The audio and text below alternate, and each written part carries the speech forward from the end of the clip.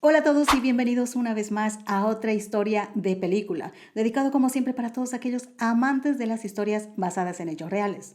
Pues bien, como siempre les traigo otra historia basada en hechos reales, obviamente, pero esta vez se trata de otra admirable historia que es muy desconocida para muchos y que cuando se habla de héroes que salvaron a miles de judíos del Holocausto nazi, que fue el mayor genocidio de la historia de la humanidad, normalmente nos acordamos de Oskar Schindler y la gran película La lista de Schindler, que por cierto ya tiene su historia para verlo en mi canal. Sin embargo, existen muchos más héroes que arriesgaron sus vidas para salvar las de otros. Entre ellos se destaca el diplomático español Ángel Sanz Briz, que se le llamó el Ángel de Budapest, quien logró salvar miles de vidas del Holocausto. Estos hechos fueron de inspiración para que su historia se llevara a realizar una película con el título Ángel de Budapest, que se estrenó en 2011. Dirigida por el director español Luis Oliveros, protagonizada por el actor español Francis Lorenzo. Si aún no has visto esta película, ya te advierto que este video contiene spoiler de toda la historia. Sin más que decir, comenzamos con otra extraordinaria historia real.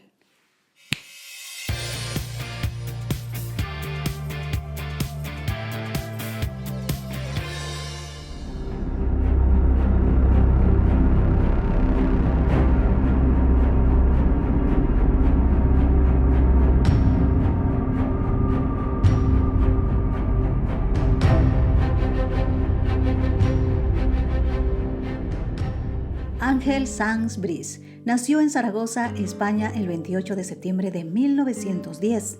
Ángel fue el último de 4 hermanos. Su padre era Felipe Sanz, un comerciante muy acaudalado que venía de una familia conocida por una larga tradición de dedicación al comercio en la región de Aragón, y su madre Pilar Briz, que venía de una familia de una fuerte costumbre militar. Así pues, Ángel y sus hermanos disfrutaron de una buena niñez.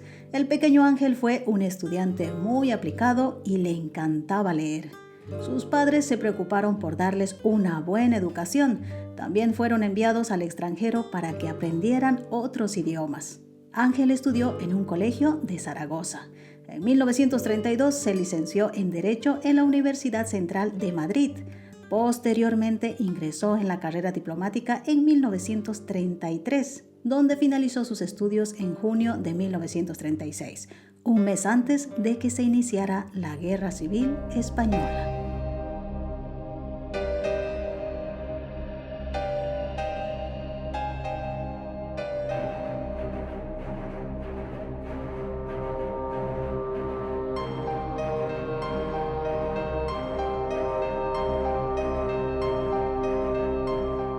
Durante el enfrentamiento se alistó al ejército sublevado como voluntario en las tropas franquistas, donde se desempeñó como conductor de camiones en el cuerpo del ejército marroquí. En este mismo conflicto armado y en el mismo bando combatió el italiano Giorgio Berlasca, que también formaba parte del cuerpo de tropas voluntarias, enviado por el dictador Benito Mussolini para ayudar al general Francisco Franco en la Guerra Civil Española.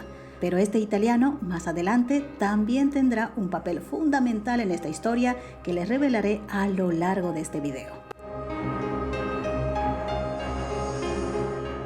Tras finalizar la Guerra Civil, Ángel, nuestro protagonista, recibió su primer destino como diplomático, siendo nombrado en el año 1939 encargado de negocios en El Cairo, Egipto. 2 años más tarde contrajo matrimonio con Adela Quijano y tuvieron 5 hijos. El 24 de marzo de 1942 fue trasladado a los 32 años como encargado de negocios a la Embajada de España en Budapest, Hungría, un país aliado de las potencias del Eje.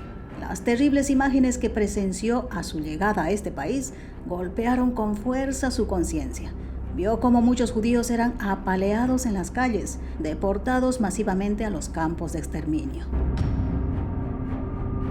Pero Ángel había sido enviado para reemplazar al diplomático español Miguel Ángel de Muguiro. Este diplomático, al igual que hicieron otros diplomáticos españoles que estaban repartidos por toda la Europa ocupada, como José Ruiz Santaella y Federico Oliván en Berlín, Juan Palencia en Sofía, Bernardo Rotellán de Miota en Vichy, Sebastián Romero Radigales en Atenas y José Rojas en Bucarest. no pararon de enviar diferentes informes al Ministerio de Asuntos Exteriores en Madrid, informes muy detallados donde explicaban las terribles acciones de los nazis contra la población judía en los diferentes puntos de Europa. Informaron también que existían vehículos de transporte donde obligaban y forzaban a subirse a los judíos con destino a algunos puntos de Polonia de donde nunca más regresaban. Al no recibir ninguna respuesta y ante el silencio administrativo recibido como respuesta desde Madrid, estos diplomáticos españoles tomaron una medida que ayudaría a algunos judíos.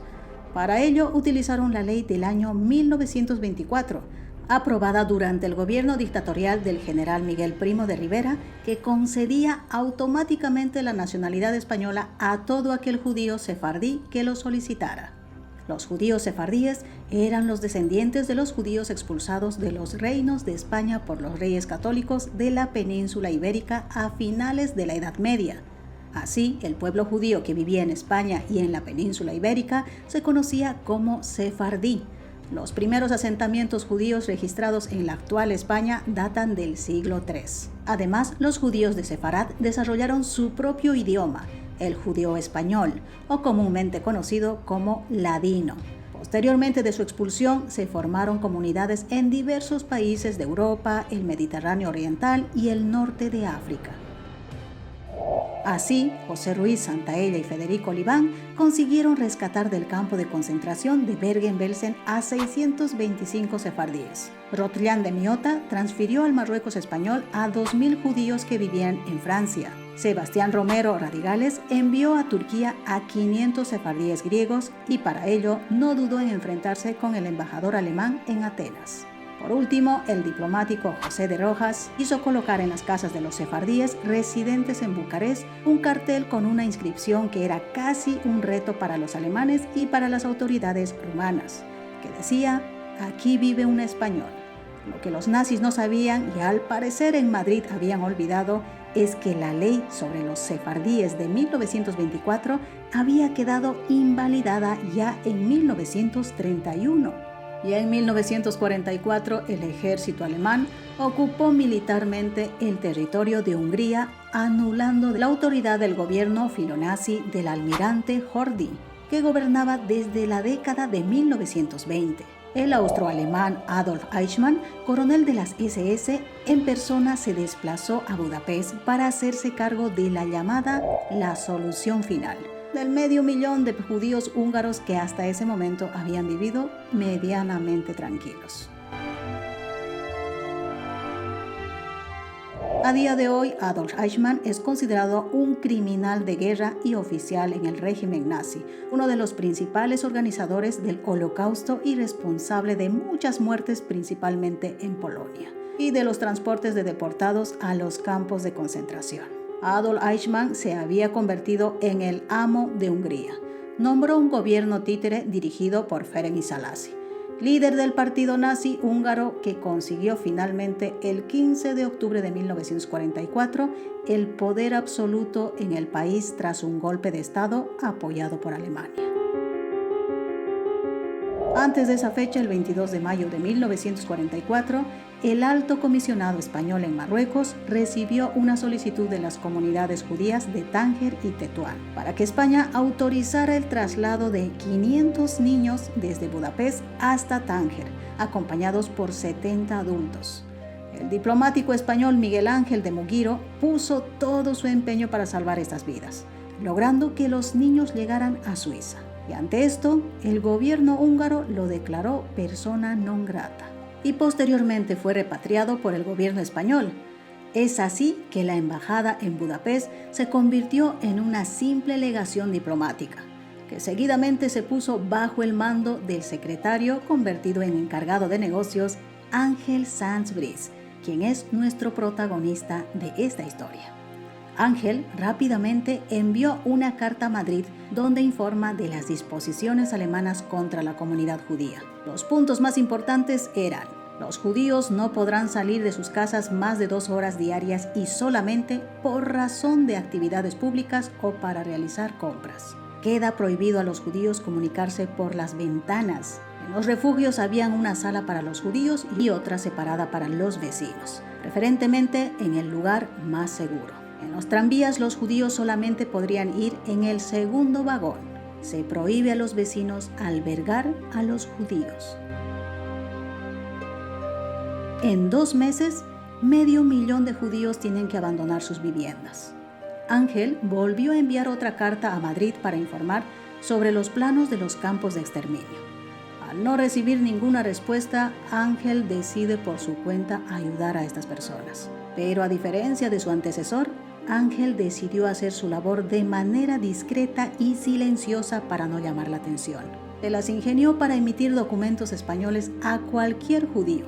Es decir, lo que le diferencia a Ángel de los otros diplomáticos ya mencionados es que extendió la protección diplomática española a cualquier judío, independientemente de que fuera judío sefardí o no. Y para ello planificó ayudar a todos los judíos que solicitaran asilo, cediendo automáticamente pasaportes españoles a los escasamente 200 judíos sefardíes residentes en Hungría, ya que las autoridades alemanas y húngaras solo le autorizaron dar protección a 200 personas. Pero Ángel planificó una gran idea. El truco estaba en que ninguno de los documentos emitidos tenía un número de serie mayor de 200, pero al mismo tiempo, ningún documento era repetido. Para ello, creó sucesivamente series de documentos que siempre finalizaban en el número 200.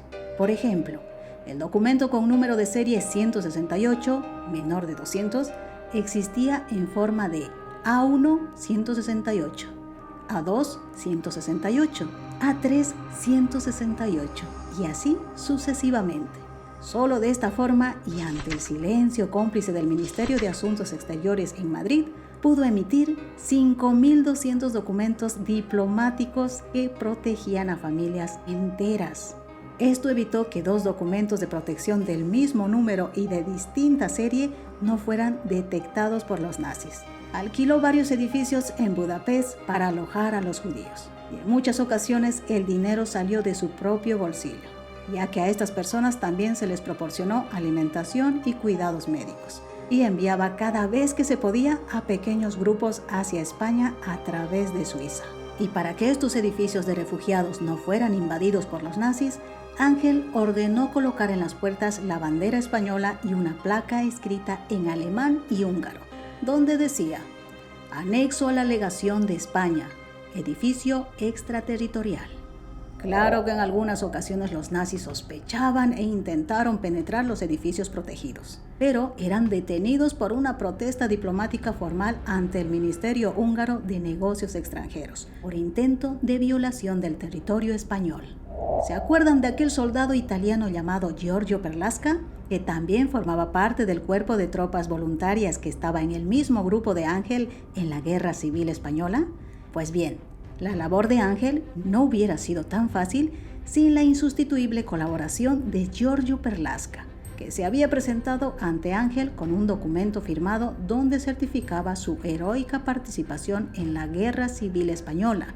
Dado que Italia había pasado al bando de los aliados en 1943, tras la destitución y arresto de Mussolini, la situación del italiano Giorgio Perlasca en el Budapest, controlado por los alemanes, era muy delicada. Por ese motivo, acudió a la legación española en busca de protección, y Ángel le concedió un pasaporte español, pasando a llamarse Jorge Perlasca, y se convirtió en la mano derecha de Ángel.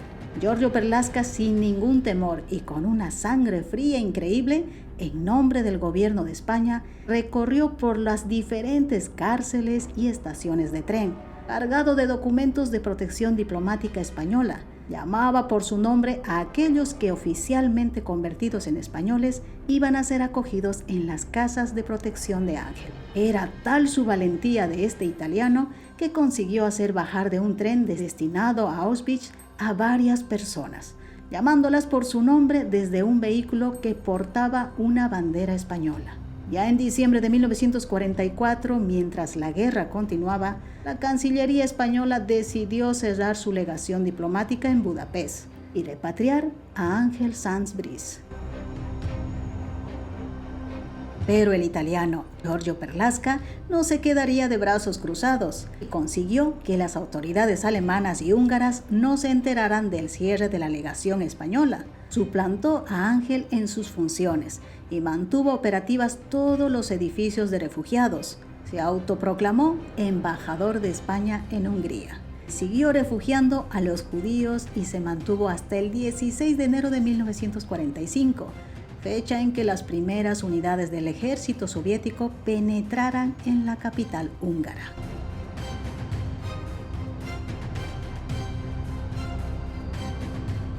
Giorgio Perlasca se las arregló para desaparecer, llegando a Italia tras un sigiloso viaje. Giorgio guardó en secreto su increíble aventura por más de 30 años, hasta que un grupo de mujeres de una comunidad judía en Hungría comenzó a rastrear al diplomático español que había salvado sus vidas. Giorgio Perlasca falleció de un ataque al corazón en 1992, a los 82 años. En vida recibió numerosas condecoraciones de los gobiernos de Italia, Hungría y España, y fue considerado por Israel como justo entre las naciones. Su único hijo Franco Perlasca recorre dando conferencias para contar sobre la valentía de su padre, para no olvidar los horrores de la guerra. Hay un busto de Giorgio Perlasca delante del Instituto de la Cultura Italiana en la calle Brody Sándor de Budapest. En su memoria se hizo una escuela de formación profesional Giorgio Perlasca en Budapest. También en 2002 se hizo una película, El cónsul Perlasca. Salvé vidas humanas porque soy un hombre. No hice nada extraordinario, solo me ocupé del otro. Tras finalizar la Segunda Guerra Mundial, Ángel Sanz Briz pudo continuar con su labor profesional como diplomático en lugares tan dispares como San Francisco y Washington en Estados Unidos, Perú, Guatemala, Suiza, Bélgica y en la China de Mao. En el año 1973, cuando España estableció relaciones diplomáticas con la República Popular de China, el cargo de primer embajador fue encomendado a Ángel Sanz Briz. En 1976 fue nombrado embajador de España ante la Santa Sede en Roma, donde fue su última escala, siendo testigo del pontificado de Pablo VI, Juan Pablo I y Juan Pablo II. Falleció el 11 de junio de 1980 en Roma a los 70 años a consecuencia de un tumor. En 1991, el gobierno de Israel reconoció su labor, otorgándole la dignidad y el título de Justo entre las Naciones, inscribiendo asimismo su nombre en el muro del Bosque de los Justos de Jerusalén. Más tarde, el 16 de octubre de 1994, se descubrió una placa conmemorativa en uno de los edificios situados frente al Parque de San Esteban de Budapest, en donde acogió a judíos bajo la protección española. En la misma fecha se le concedió a título póstumo la Medalla de la Orden del Mérito de la República de Hungría. Su ciudad natal, Zaragoza, lo proclamó hijo predilecto en el año 1977. Puso su nombre y su busto de bronce en una pequeña plaza. Un monumento de los justos entre las naciones se encuentra en el Parque Raoul Wallenberg, Budapest, donde se pueden apreciar los nombres de Ángel Sanz Briz y Giorgio Perlasca. En la Casa de Madrid donde vivió se puede apreciar esta placa conmemorativa, además de un sello conmemorativo. Tuvo bastantes condecoraciones y estas son las más destacadas. Sus hijos son los que más trabajan por recordar la memoria de Ángel Sanz Briz. Han tenido la oportunidad incluso de reunirse en los años 90 con otros salvadores y salvados de los nazis en un homenaje que la Organización de las Naciones Unidas hizo a las víctimas del Holocausto. La valentía y convicción de Ángel Sanz Briz consiguió salvar del monstruo nazi a 5.200 personas, que hoy su labor e historia es poco conocida en el mundo. Sus hechos han permanecido en las sombras y aún hoy siguen estándolo para la mayoría de la población. Conseguí que el gobierno húngaro autorizase la protección por parte de España de 200 judíos sefardíes. Después la labor fue relativamente fácil. Las 200 unidades que me habían sido concedidas las convertí en 200 familias. Y las 200 familias se multiplicaron indefinidamente, con el simple procedimiento de no expedir pasaporte alguno a favor de los judíos que llevase un número superior al 200. e incluso trucando la numeración.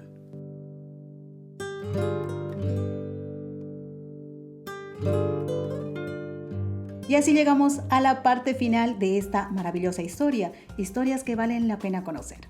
Pues bien, si te gustó el video, no olvides darle un like, compartir y sobre todo dejar tu comentario si tienes alguna otra sugerencia. Y suscribirte y activar la campanita para que YouTube te avise cuando vuelva a subir otro video. Sin más que decir, me despido hasta la próxima historia de película. Un besitos, que tengas buen día.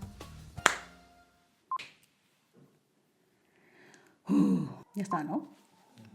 Así más facilito. Ya está. Corte. Sí.